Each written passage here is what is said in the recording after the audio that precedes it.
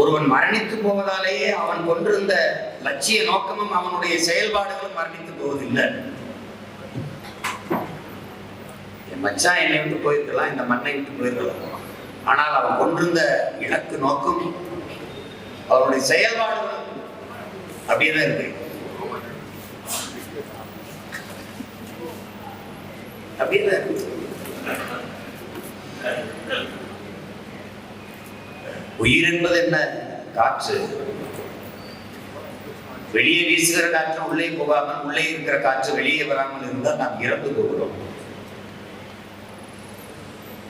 ஸ்ரீதர் சுவாசி விடுகிற மூச்சு காற்றை ஐயா பிலிக்ஸ் அவர்கள் சுவாசிக்கிறார்கள். தம்பி முத்துப்பாண்டி விடுவதை தம்பி ஆனந்த் அவர்கள் சுவாசிக்கிறார்கள். இங்கே என்ன ராவணன் விடுவதை குறைப்பு அவர்கள் சுவாசிக்கிறார்கள். அதுபோல ஒருவர் இறந்து போனால் அவர் சுவாசத்தை காற்றில் உலகுவது, அதை நாம் சுவாசிப்போம். நமக்குள் மூச்சு காற்றாக, சுவாச காற்றாக உட்புகிந்து அவர்கள் நம்மளை இயக்குவார்கள். அப்படித்தான் மாவீரர்களின் மூச்சு காற்று நம்மை இயக்கட்டும் என்று சொல்வது அதனால்தான்.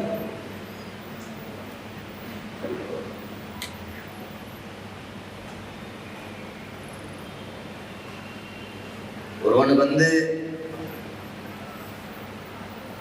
மறுபிறவி என்ற ஒன்று உண்டா? மறுபிறப்பு என்ற ஒன்று உண்டா? உண்டு. இது அறிவுக்கு உகந்த செயலா? இதுதான் அறிவான செயல், அறிவான சிந்தனை இதுதான். மறுபிறப்பு உண்டா? உண்டு. வள்ளுவன் எடுத்துக்கோ, திருவள்ளுவரை எடுத்துக்கோ. திருவள்ளுவர் பிறந்தாங்க, இறந்துட்டாங்க.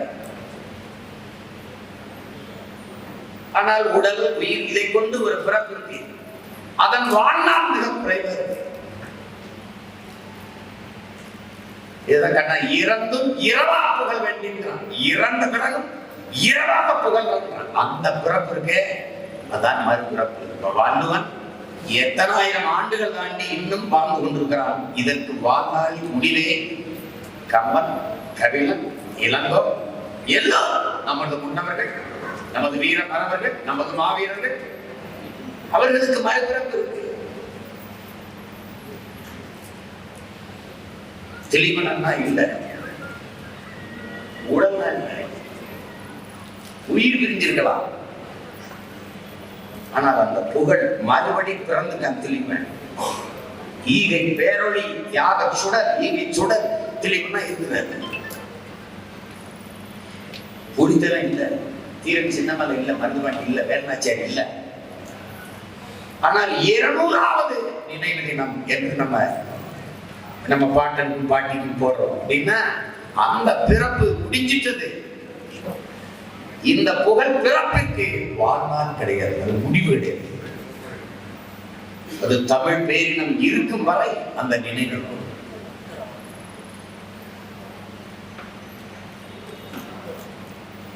நீங்க மற்றவர்கள் சொல்றது வேற. போன ஜென்மத்துல இவரு இந்த நியாயம் இருந்தாரு, இந்த இதுல இப்படி பூனை அமைந்தாரு, அதெல்லாம் நான் சொல்லுங்க. இந்த பிறப்பு என்பது அது அந்த உடல் புகழ் உடல்வாக மறைஞ்சது. ஆனால் இது மறைய. அப்படித்தான் என் மைத்துனர் எனக்கு நினைவாகி போனாலும் அவரை எல்லா சிந்தனையும் செயல் வடிவம் எப்பவும் நம்முடனே இருக்கும். அதுக்கு அந்த வாழ்நாளுக்கு முடிவு கிடையாது.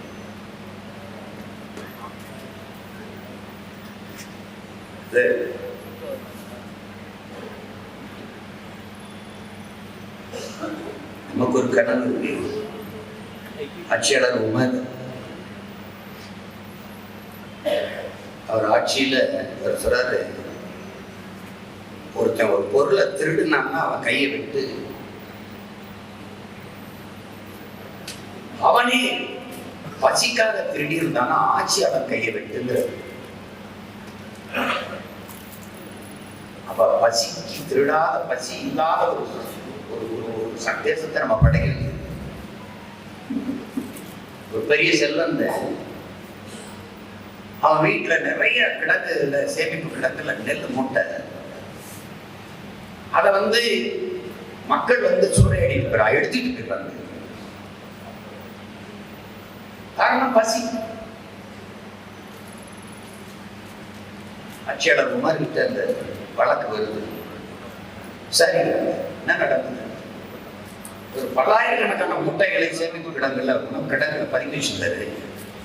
பசி பொறுக்க முடியாத மக்கள் அதை உடச்சி எடுத்துட்டு போயிட்டாங்க, பாதிக்கு மேல எடுத்துட்டு போயிட்டாங்க. ஆனா அவங்களை தண்ணி இருந்து இவர் சொல்றாரு, செல்வம் குமார்ட்ட இவர் என்ன செஞ்சிருப்பாருன்னு இவனை பிடிச்சி உள்ள போடுறாரு. ஜெயிக்க சேமிச்சு வச்சிருந்தாங்க, பதுக்கி வச்சிருந்தாங்க, அவனுக்கு தண்டனையை கொடுத்தார். நீ மக்களின் பசிக்கான உணவை உன்னுடைய ஒருவனுடைய தேவைக்காக நீ ஒரே இடத்தில் பதுக்கி வைத்திருப்பாய். ஆனால் நீ எவ்வளவு பெரிய குற்றவாளி, எவ்வளவு பெரிய பாவத்தை செஞ்சிருக்க, தண்டனையை உனக்கு தானதாயிருக்கு தண்டித்தார்.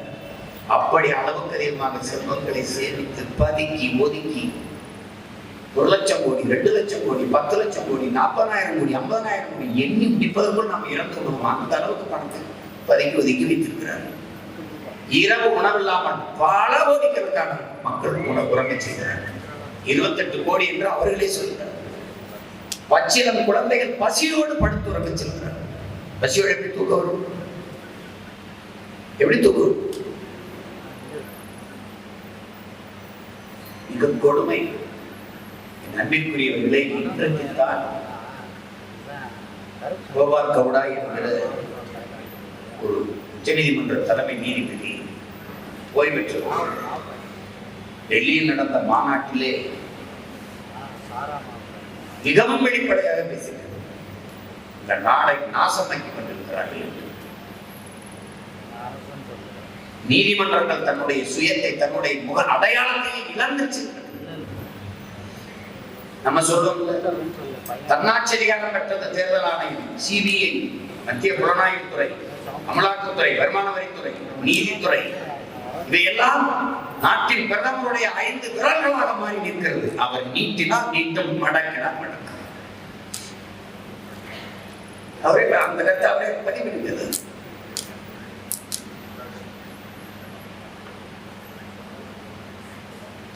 அந்த பணம் செல்லாதுங்கிறதுக்கு நான் நீதி ஒரே ஒரு பெண் நீதிபதிக்கு இருந்த துணிவு இவர்களுக்கே எல்லாம் போச்சு.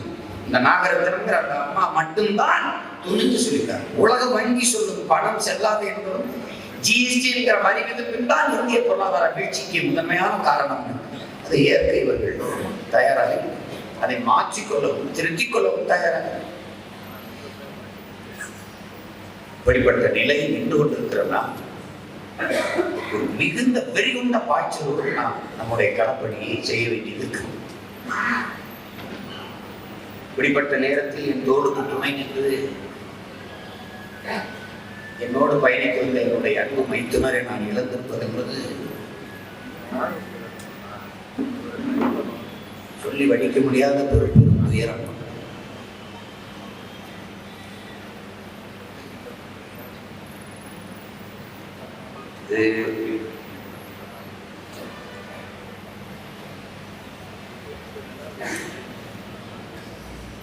நினைக்கல நம்ம இவ்வளவு சீக்கிரம் என்று போவார். தஞ்சை மாவட்டங்கள்ல கட்சிக்குள்ள பிரச்சனை வரும்போதெல்லாம் எங்க மாமா இருந்தா எனக்கு இந்த இந்த பிரச்சனை, இந்த சிக்கல் வருமா, இப்படிலாம் இது வருமானு தோணும். அது அதை தவிர்க்க முடியல தானே. மாமா மழை வருவா, பாத்திமா வருவா, எங்க மாமா வருவாரா, அதான் பிரச்சனை. அது தலைவர் சொல்றாரு, அண்ணன் பாலசிங்கம் வந்து இல்லைன்னு நானே தமிழ் செல்வனை உருவாக்கினேன். ஆங்கிலம் படிக்க வச்சேன், வரலாறு, அறிவியல், பொருளாதாரம் எல்லாத்தையும் நானே கற்பிச்சு தயார் செஞ்சேன். அப்படி ஒரு சூழல்ல அவரையும் விளக்க முடியாதாயிருச்சு. ரொம்ப எல்லாம் சொல்லுவாங்க. அதாவது தளபதி அண்ணன் கிட்டு அவர்கள் இறந்தது, அண்ணன் தமிழ்ச்செல்வன் இறந்தது, இது ரெண்டுக்கும் தான் காடு அதிர்கிற அளவுக்கு வெடித்து தலைவர் கதறி எழுதாரு. அது மாதிரியான ஒரு நிலை வந்துட்டது எனக்கு. இதையெல்லாம் இந்த சொல்வது உங்களை சோர்வடை வைக்க, தற்சோர்வடை வைக்கல. மேலும் மேலும் உற்சாகமா நம்ம எழுந்து வெளியோடு நம்ம வேலை செய்யலாம். நம்ம சொல்றோம், நம்ம விதையாய் விழுந்ததெல்லாம் வீழ்வதற்கல்ல, மீண்டும் எழுவதற்கு, விடுதலையாய் எழுவதற்கு. அதனாலதான் விழ விழ எழுவோம். நாம் விழுந்ததெல்லாம் அழுவதற்கல்ல, எழுவதற்காக என்ற புரட்சி முழக்கத்தை முன்வைத்தோம். அதை உங்கள் உள்ளச்சுவற்றில் இதே சுவற்றிலே வைத்துக் கொள்ளுங்கள். நம்மோடு பயணித்தவர்கள் அவர்கள் பயணத்தை முடித்துக் கொண்டிருந்தாலும் அவர்கள் சுமந்து வந்த கனவை நம் கைகளில் ஒப்படைத்திருக்கிறார்கள் என்ற எண்ணம் உங்களுக்கு வர வேண்டும்.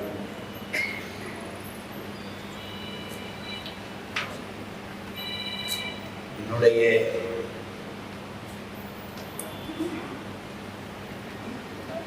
மச்சான் அவர்கள், என் தங்கை, அவள் துணிவோடு ஃபாத்திமாவோட பேசல, துணிவோடு அவங்க பேசினாலும் மனசுக்குள்ள எவ்வளவு வலி இருக்கும். என் மச்சான் மகனுக்கு, மருமகனுக்கு, பிள்ளைகளுக்கெல்லாம் அவரோட வலி இருக்கும். ஆனால் அந்த இப்ப சொல்லி என்ன ஒன்றும் செய்ய முடியாது. மச்சான் இல்லை, இல்லைதான். அது இஸ்லாமிய மார்க்கத்தை ஏற்றுகிற பெருமக்களுக்கு அந்த மக்கா மதீனா போய் உயிரை இழப்பது என்பது புனிதமான ஒரு நிகழ்வா இருக்கலாம். ஆனால் நமக்கு அது வழிதான். அவ்வளோதான் சொன்னாங்க. பிடித்த ஒரு பொருளை அது சட்டையோ எழுதுகிறோ அல்லது கடிகாரமோ இதுவோ வந்து தொலைந்து போயிட்டு காணாமல் போயிட்டு என்றாலே நாம் எவ்வளவு துயருவோம், எவ்வளவு வருந்துவோம் என்பதற்கு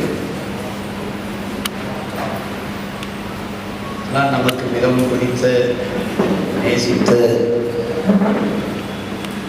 நாட்களில் இந்த மைத்துனர் என்ன, இந்த மற்ற நண்பர்களை என்னை வந்து புதூருக்கு கூட்டிட்டு போயிருவாங்க.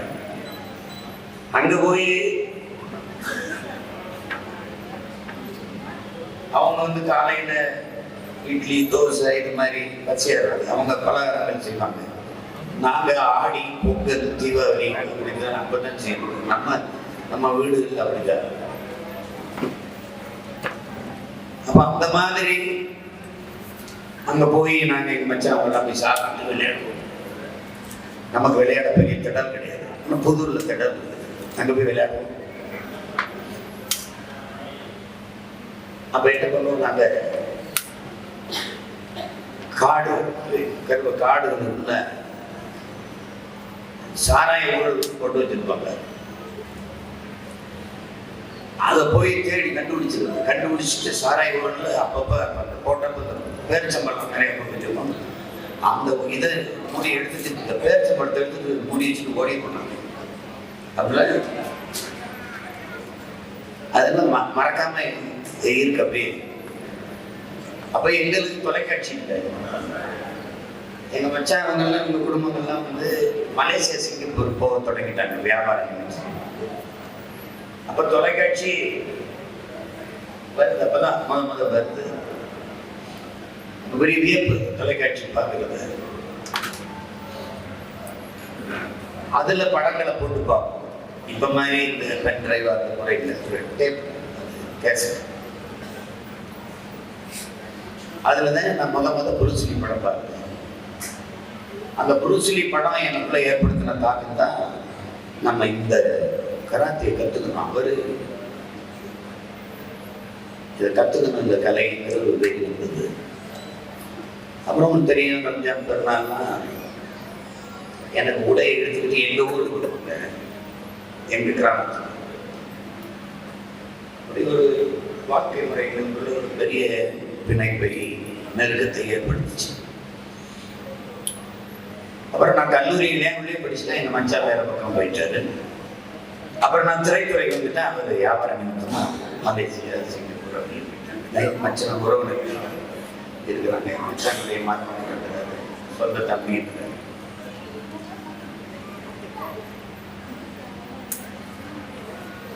அப்புறம் நம்ம உங்களுக்கு தெரியும், நான் ஒரு நெருக்கடியான காலகட்டத்தில் நம்ம இந்த அரசியல் இயக்கத்தை தொடர வேண்டியிருந்தது. அந்த நேரத்தில் எல்லாரும் வந்து இணைஞ்சாங்க. அதோடு என் மச்சான் எனக்கு துணையா வந்து சேர்ந்தாங்க. என் கூட படிச்ச எல்லாரும் என்னோட வரல. எல்லாரும் இங்க இருக்கிறாங்க, முதலாளிகளா இருக்கிறாங்க, வணிகம் செய்யறாங்க. ஆனா என் மச்சான் தான் என்னோட வந்து என் தோளுக்கு துணையா நின்றுது.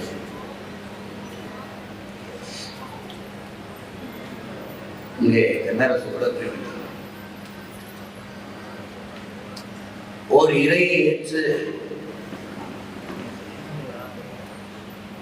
நபியின் மொழிதான் வாழ்வின் இறுதி வரை நம் வழி என்று பயணித்த என்னுடைய மாமா தமிழ் முழக்கம் சால்வன் இருவர்களும் என்னுடைய மச்சான்.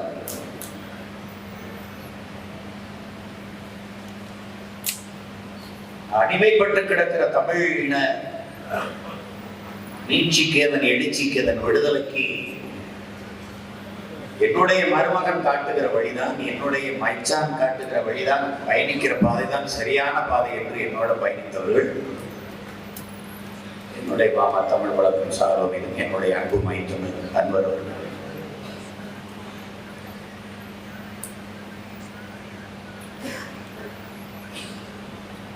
எத்தனையோ மைத்துனர்கள் வருவார்கள், கல்விகள் வருவார்கள், பேசுவார்கள். அந்த பாசம் என்ற ஒரு பிணைப்பு, அந்த ஈர்ப்பு உணர்வு எல்லா இடத்திலும் நமக்கு ஏற்படுவதில்லை. அவர்களும் அப்படி பற்றி பாசத்தோடு நம்மை பார்ப்பதும் இல்லை, நேசிப்பதும் இல்லை. ஒரு வெள்ளிக்கிழமை எனக்கு கறி வாங்கிட்டு வந்து, மாட்டுக்கறி வாங்கிட்டு வந்து தராமல் என் மச்சான் இருந்தது. ஒருவேளை எங்க மச்சான் தான் வெளியூருக்கு போறதா வேலையா இருந்தா என் தம்பி சேர்க்க அவன் எனக்கே மச்சான்லாம் ரொம்ப பின்னாடி படிச்சவங்கவன். நாங்க 10ஆம் படிக்கும்போது மகாராஜ் சேர்ந்தேன், சேர்த்து வந்துப்பான்னு நினைக்கிறேன். என்னுடைய தலைமை ஆசிரியருடைய மகன் அவன். சரி சேர்க்கு என் மச்சானுக்கு போய் கறி வாங்கி கொடுத்துட்டு நான் வெளியூருக்கு போறேன் என்று என் தம்பியை வாங்கிட்டு வந்து கொடுக்க சொல்லி அவ்வளவு நினைவோடு இருக்கு. அவ்வளவு அன்பு. சில சமயம் ஊருக்கு போகும்போது திடீர்னு புதூருக்கு வந்துட்டு மச்சான் அப்படின்னு அழைத்து தான் பேசுவாரு, அழைப்புல சொல்லுவாரு. ஆனா இம்முறை மச்சான் நான் மெக்காவுக்கு போறேன், சரி நீங்க தனியா போயிடலாம். இல்லை உங்க தங்கச்சியும் கூட்டிட்டு தான் போறேன். சரி நான் போயிட்டு வாங்க, நல்லபடியா பயணம் போயிட்டு வாங்க. இல்லை பார்த்து வீட்டில் வந்து உங்களையும் தங்கச்சியும் பார்த்து சொல்லிட்டு போறேன். வந்தாரு. அவர் தம்பி முத்துப்பாண்டி சொன்னது வந்து அதுக்கு முதல் வாரத்துல தான் வீட்டோட வந்து குடும்பத்தோட எல்லாரோட அது ஏன் அந்த மாதிரி நடந்ததுன்னு நினைக்கும் போது இப்ப எனக்கு ஒன்றும் புரியல. இதுவரைக்கும் படம் எடுக்கணும், வீட்டுக்கு வரணும், உங்களை பார்க்கணும், பிள்ளைங்களாம் சொல்லிட்டு இருக்கு, மச்சான் சொல்லிட்டு இருக்கோம், அழைச்சிட்டு வாங்க மச்சான் நம்ம சந்திக்கிறோம் அப்படின்னு சொல்லிட்டு இருந்த போது திடீர்னு அழைச்சிட்டு வந்தாரு. அப்போ எல்லாரும் நாங்கள் படம் எடுத்துக்கிறோம். இப்போ வந்து நேரில் வந்து பார்த்து நான் மெக்காவுக்கு போயிட்டு வந்தேன். கொஞ்சம் கூட நான் நினைச்சு பார்க்கல, அதுதான் நான் என் மச்சானுடைய இறுதி பயணமா இருக்குன்னு நினைக்கிறேன். போயிட்டு வந்து 15 நாள்ல வந்துருவேன். வரல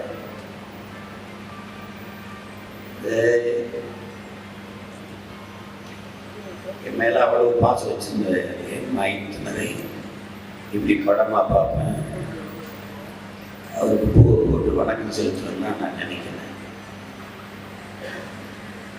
எல்லாரும் இறக்க போறோம் தான், ஆனா கொஞ்ச நாள் இருக்கணும், இவங்க நம்ம கூட இருந்திருக்கணும்னு தோணும் இல்லையா? அப்படி எனக்கு தோணும். எங்க அப்பாட்ட ஒரு 10 வருஷம் மணிகள் இருந்திருக்கலாம், என் மாமாட்ட ஒரு 10 வருஷம் கூட இருந்திருக்கலாம். இதே மாதிரி என் மச்சான் என்னுடைய ஆற்றல்கள்ல ஒன்னொன்னா விழும்போது தம்பி கடல் இது தம்பி பெரம்பலூர் இல்லாத ஒரு தமிழரை உருவாக்குவது எவ்வளவு கடினம் உங்களுக்கு தெரியும். சாதி மத உணர்ச்சியிலிருந்து ஒருத்தர் வெளியில் எடுத்து அவரை முழுமையான இன உணர்வு மான உணர்வு கொண்டவரை தயார் செய்யறதுங்கிறது அவ்வளவு பெரிய வேலை. அது அப்படி தயாரான தளபதிகள் நம்மை விட்டு பிரியும் போது நமக்கு இல்லாத போகும்போது ரொம்ப பெரிய தடுமாற்றம் ஏற்படும். இதுல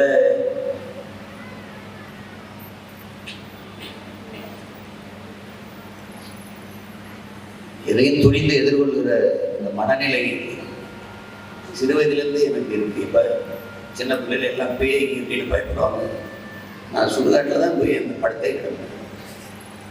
அங்க விளக்கறியும் அதுல தான் போய் படிப்பேன். அப்ப எனக்கு அச்சமே கிடையாது. ஆனா என் மச்சான் இறந்துட்டாருன்னு சொல்லிட்டு அந்த படங்களை அனுப்பும்போது அதை பார்க்குற துணிவு எனக்கு வரல. அந்த படத்தை பார்க்குற துணிவு எனக்கு வரல.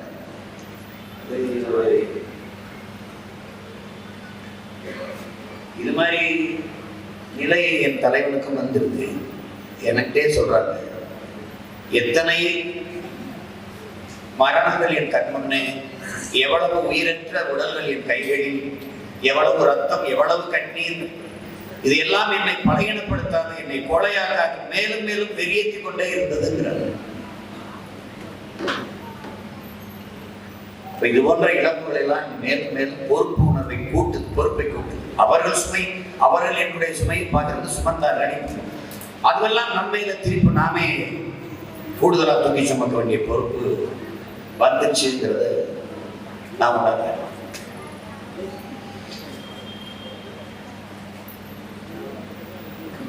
இல்ல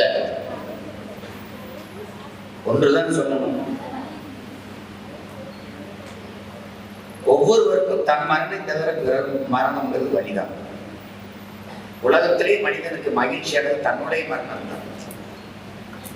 அவன் இறந்து வாழ்ந்தப்புறம் பிரச்சனை கிடையாது.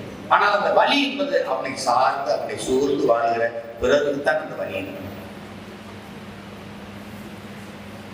அது அப்படி இயற்கை விதியை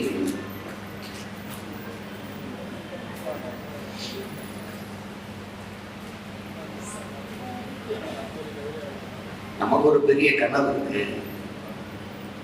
அண்ணன் ராவணன் சொன்னது போல நாம் நெருங்கி கொண்டு கொள்வோம். மக்கள் நம்மை நோக்கி திரும்பி கொண்டிருக்கிறார்கள், நம்மை கூர்ந்து கவனித்துக் கொண்டிருக்கிறார்கள். அவர்களே சொல்லுகிறார்கள், முன்பு நீங்கள் சீக்கிரம் வந்து நாட்டை காப்பாற்றுங்கள், ஏதாவது செய்யுங்கள் என்று சொன்ன நம்முடைய உறவுகள் நம்ம பேரளவு நேசித்து அடுத்து நீங்கள் வந்தால்தான் இந்த நாடு சரியாகும் என்று சொல்வதை நாமே கேட்க முடியும். ஆனாலும் நமக்குள்ளே இருக்கிற தென்னரசு கூட இந்த பிணக்கு, இந்த தாண்மை, தன்னை முன்னிறுத்துகிற போக்கு, ரெண்டுக்கு பேர் வேணுமா ஊர் வேணுமா? ஊருக்காக வந்தமா இந்த பேருக்காக வந்தமா? அதுதான் இப்போ கண்ணு தெரிகிறது, மூக்கு தெரிகிறது, வாய் தெரிகிறது, கைகள் எல்லாம் தெரிகிறது. ஆனால் அது எல்லாவற்றையும் இயக்குகிற மூளையும் இதயமும் யாருக்கும் தெரியறது இல்லை. அப்படி இந்த கட்சிக்கு மூளையும் இதயமாக இயங்குகிற பல லட்சக்கணக்கான தம்பிதங்கைகள் இந்த கூட்டத்தில் இருக்கிறார். கூட நீங்கள்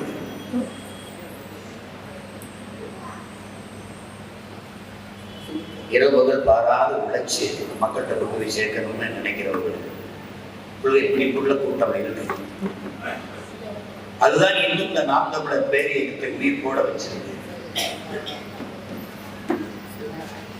ஒரு பேச்சாளரை நம்பி எந்த புரட்சிகர இயக்கமும் இருந்ததில்லை, இருக்க முடியாது.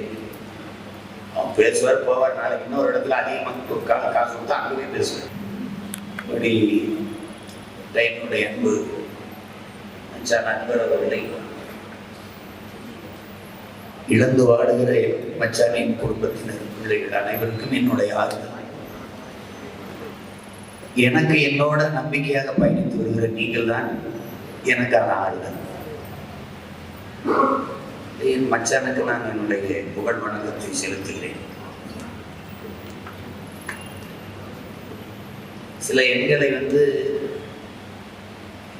உயிரோட இருப்பாங்க, அவங்க எண்களெல்லாம் நம்ம தடுத்திருக்கோம், அடிச்சிருக்கோம், ஐயோன்ட்டு. ஆனால் எங்கள் மாமா இல்லை, தம்பி அகத்தம் இல்லை, எங்கள் அப்பா மணிவண்ணன் இல்லை, என் மச்சான் இல்லை, அந்த எண்கள்லாம் இன்னும் இல்லை. என் மாமாவுக்கு மட்டும் 4 தாய் மாமன், தாயை இப்படி போட்டு மாமா தாயின்னு போட்டு அந்த 4 இன்னும் அதை பேசிட்டு அழிக்கலை. இந்த மாதிரி மச்சான் என்ன அப்படியே இருக்கு, அன்பு என்ன அப்படியே இருக்கு, எங்கள் அப்பா மணிவண்ணன் என்ன எல்லாம் அப்படியே அந்த எண்களை எப்படி பத்திரமா வச்சு. அது